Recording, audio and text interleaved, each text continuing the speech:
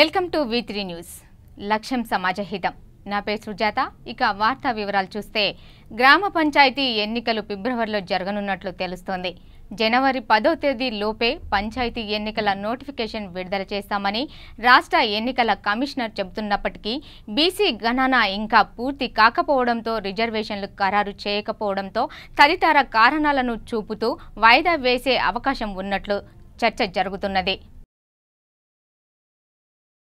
పంచాయతీ ఎన్నికల్లో బీసీలకు రిజర్వేషన్లు తగ్గిస్తూ టీఆర్ఎస్ ప్రభుత్వం తీసుకున్న నిర్ణయాన్ని బీసీ సంఘం నేతలు ముక్త కంఠంతో వ్యతిరేకించారు.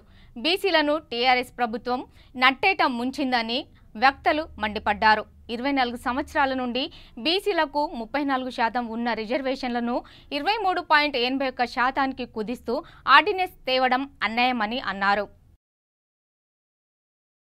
గత 4.5 సంవత్సరాల నుంచి ఎదురు చూస్తున్న హైకోర్టు విభజన ఎట్టకేలకు జనవరిలో జరిగే అవకాశాలు కనిపిస్తున్నాయి.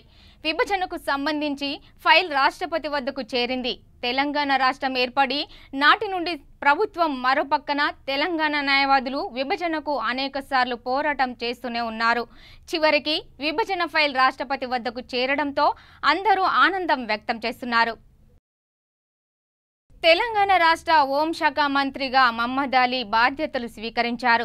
ముందుగా నాంపల్లి దర్గాకు వెళ్లి పువ్వులు, చదర్, దువా చేసి సచివాలయం వెళ్లారు. ఈ సందర్భంగా ఆయన మాట్లాడుతూ హోంశాఖను మరింత బలోపేతం చేస్తామని అన్నారు. మా సీఎం ఏముంది, గోల్డెన్ తెలంగాణ తప్పకుండా అవుతుంది. నా రెస్పాన్సిబిలిటీ హోమ్ మినిస్టర్ ఇచ్చారు. తప్పకుండా నేను ఏ స్కీమ్ ఇంప్లిమెంట్ చేసినా తప్పకుండా నాకు డెవలప్ చేస్తా. మంచి పబ్లిక్ మినిస్టర్ పబ్లిక్ అందరూ ఫ్రెండ్లీ పని చేస్తున్నారు. ఈ రోజు చాలా ప్రోగ్రామ్ పోలీస్ డిపార్ట్మెంట్ చేశారు. ఇండియాలో నంబర్ 1 డిపార్ట్మెంట్ పోలీస్ డిపార్ట్మెంట్ ఉంది మన. ఇప్పుడు చాలా మా పోలీసులు అంటే చాలా రెస్పెక్ట్ ఉంది ఇండియాలో. రాజ్నాథ్ సింగ్ గారు చెప్పారు ఒకసారి, నేను ఇటాలనా పోతే, అరే ఫ్రెండ్లీ స్టేట్ కి గంగా జమున తహజీబ్ కే లోగ్ ఆ రहे ఎంత మన స్టేట్ ఫేమస్ అయింది 4 years లో. 100% మన ఆనరబుల్ సీఎం గారు మనకు ఇది రెస్పాన్సిబిలిటీ ఇచ్చారు. 100% నేను ఆనెస్టీలో పనిచేస్తా, లాయల్టీతో పనిచేస్తా, ప్రజా కోసం పనిచేస్తా. లీడర్ అంటే ప్రజా కోసం అని లీడర్ బి ఉన్నారు. పోలీస్ డిపార్ట్మెంట్ బి అది ఉంది. పోలీస్ కి డ్యూటీ ఏముంది, ప్రజాకు సేవ చేయండి, సేఫ్ చేయండి, సెక్యూరిటీ ప్రొవైడ్ చేయండి. ఫ్యూచర్ లో ఏమేమి స్కీమ్ ఉంది తప్పకుండా చేస్తా. చాలా బాగా మన దగ్గర కమిషనర్, డీజీపీ గారు, మా పోలీస్ డిపార్ట్మెంట్ చాలా మంచి ఉంది. తప్పకుండా ఇంకో మంచి పని చేసినా ట్రై చేస్తున్నారు. రాష్ట్ర సమస్యలపై కేంద్ర ప్రభుత్వం తక్షణమే దృష్టి సారించాలని టీఆర్ఎస్ ఎంపీలు కోరారు. ఈ మేరకు గురువారం కేంద్ర ఆర్థిక శాఖ మంత్రి అరుణ్ జైట్లీ, రైల్వే శాఖ మంత్రి పీయూష్ గోయల్తో ఎంపీల బృందం భేటీ అయ్యింది. రాష్ట్ర విభజనలో పేర్కొన్న అన్ని హామీలు నెరవేర్చాలని విజ్ఞప్తి చేశారు. కాంగ్రెస్ పార్టీ నుండి ఎన్నికైన దామోదర్ రెడ్డి టీఆర్ఎస్ పార్టీలో చేరడంతో టీపీసీసీ అధ్యక్షుడు ఉత్తమ్ కుమార్, మండలి ప్రతిపక్ష నేత షబ్బీర్ అలీ ఈరోజు మండలి చైర్మన్ స్వామిగౌడ్ని కలిశారు.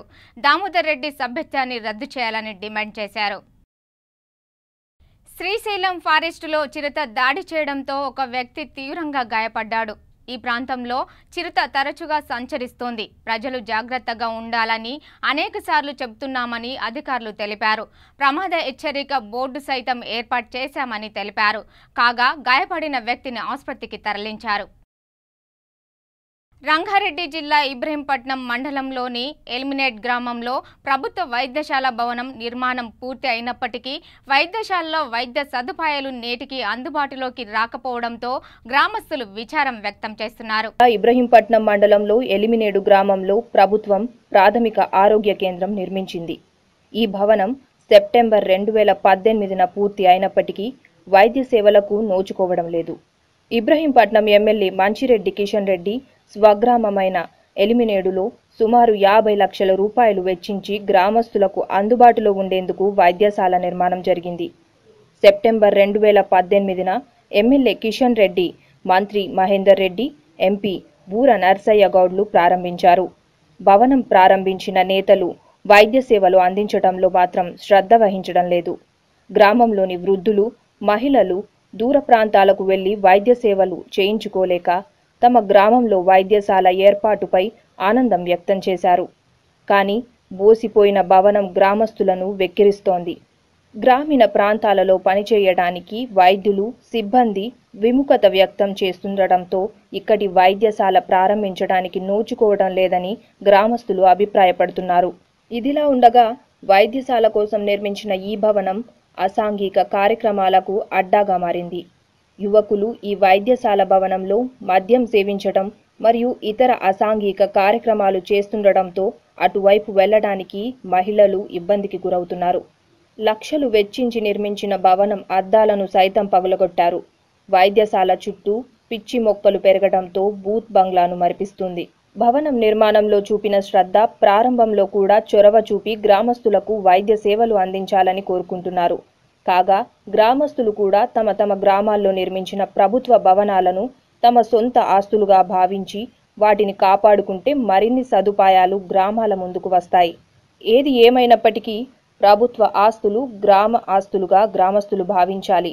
మరోవైపు ప్రభుత్వం కూడా లక్షల రూపాయలు వృధా కాకుండా కట్టిన భవనాలను సేవలకు ఉపయోగించుకుంటే అందరూ హర్షిస్తారు. మహేశ్వరం నియోజకవర్గ పరిధిలో తిమ్మాపూర్ గ్రామంలో నీటి సమస్యతో ఇబ్బందులు ఎదుర్కొంటున్నారు ఇక్కడి ప్రజలు. మిషన్ భగీరథ నీటి పైపుల నిర్మాణం పూర్తి చేయకుండా గ్రామం మొత్తం గుంతలు చేశారని ఆవేదన వ్యక్తం చేశారు. గతంలో సర్పంచ్గా పనిచేసిన హరిత రాజేందర్ రెడ్డి మాట్లాడుతూ తన హయాంలో అన్ని పనులు పూర్తి చేశానని అన్నారు.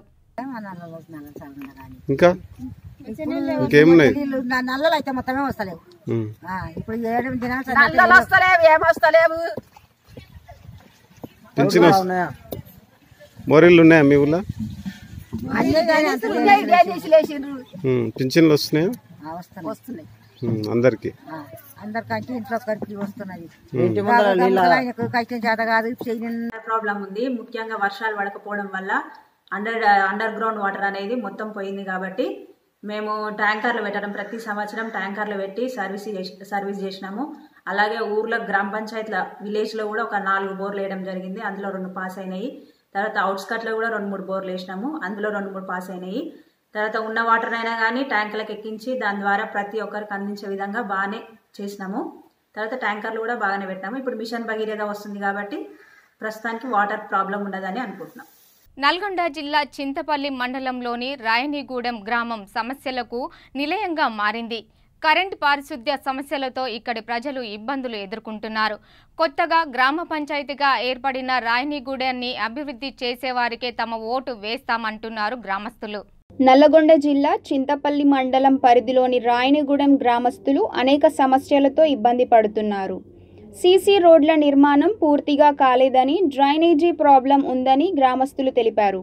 దూర ప్రాంతం నుండి నీళ్లు తీసుకెళ్తున్నామని, వాటర్ ట్యాంకులు ఏర్పాటు చేస్తే తమకు సౌకర్యంగా ఉంటుందని వారు అధికారులకు విజ్ఞప్తి చేస్తున్నారు. పాఠశాల భవనం పూర్తిగా పాడైపోయి వర్షం పడితే పాఠశాలలకు సెలవు ఇస్తున్నారని, ఉపాధ్యాయులు కూడా సమయపాలన పాటించడం లేదన్నారు. తాజా మాజీ సర్పంచ్ చిన్న నరసింహ తాను సర్పంచ్గా పనిచేసినప్పుడు సాధ్యమైనంత వరకు పనులు చేశామన్నారు. కరెంటు సమస్య రాయనిగూడెం గ్రామంలో ఇబ్బందిగా మారిందని, కరెంటు స్తంభాలు విరిగిపోయి శిథిలావస్థలో ఉన్నాయని ఆయన తెలిపారు. ఇప్పటికైనా కొత్తగా గ్రామ పంచాయతీగా ఏర్పడిన రాయనిగూడెంను కొత్తగా రాబోయే సర్పంచ్ అభివృద్ధి చేసి గ్రామాన్ని ఆదర్శంగా తీర్చిదిద్దాలని గ్రామస్తులు కోరుకుంటున్నారు. మా ఊరి గ్రామంలో మటుకు సీసీ రోడ్లు కానీ, మురికి కాలువలు కానీ 2014 సంవత్సరంలో గెలిచిన ఎమ్మెల్యేలు కానీ, ఎంపీలు కానీ ప్రభుత్వం చేపట్టిన పథకాలు మొత్తం వెనుకబడి ఉన్నాయి. కనుక ఈ రాయనిగూడెం గ్రామాన్ని ఈ సీసీ రోడ్డు, డ్రైనేజీ, మురికి కాలువలు, బోరింగు ఒకటి మాకు చిన్నపాటి జిఎస్ఎల్ ట్యాంక్ ఉంటే ఎక్కడి నుంచి తెచ్చుకుంటున్నాం జిఎస్ఎల్ ట్యాంక్ నీళ్లు.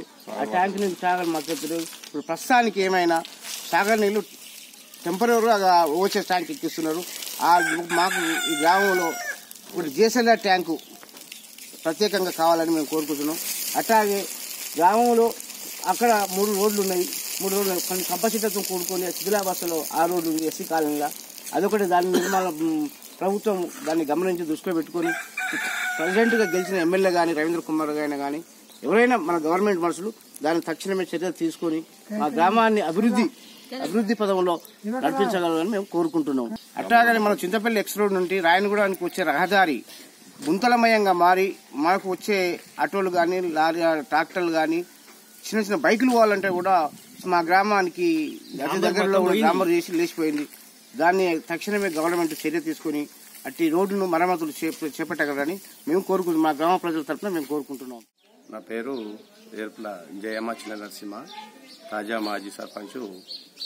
ఉమ్మడి గ్రామ పంచాయతీ కిష్టంపల్లికి ఉన్నప్పుడు పనిచేసినాము. 5 సంవత్సరాలు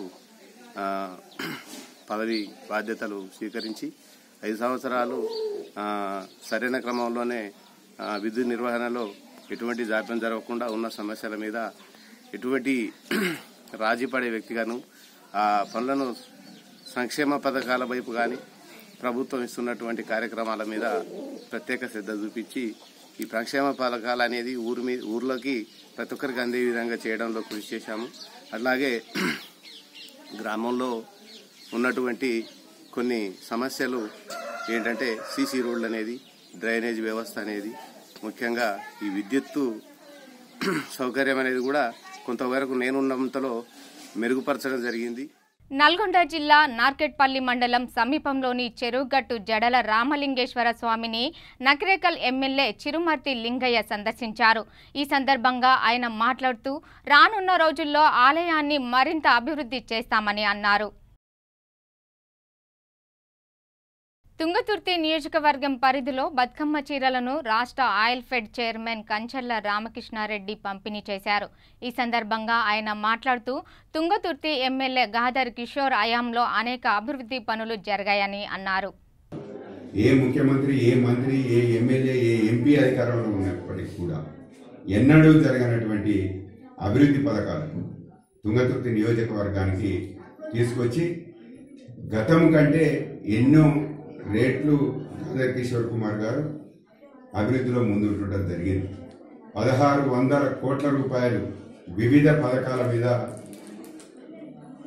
దానికి వెచ్చించి ప్రభుత్వాన్ని ఒప్పించి మెప్పించి మంజూరీ చేయించి అన్ని పనులు కూడా చేయించడం జరిగింది.